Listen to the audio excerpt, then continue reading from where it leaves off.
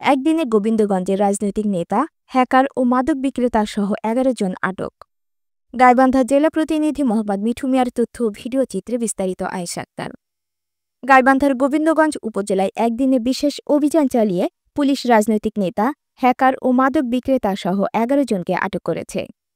জানা গেছে, শুক্রবার ভোর থেকে সন্ধ্যা পর্যন্ত উপজেলার বিভিন্ন এলাকায় অভিযান চালায় থানা পুলিশ।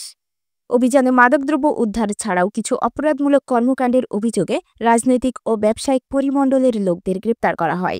আটক ব্যক্তিদের বিরুদ্ধে বিভিন্ন অভিযোগে মামলা দায়েরের প্রস্তুতি চলছে।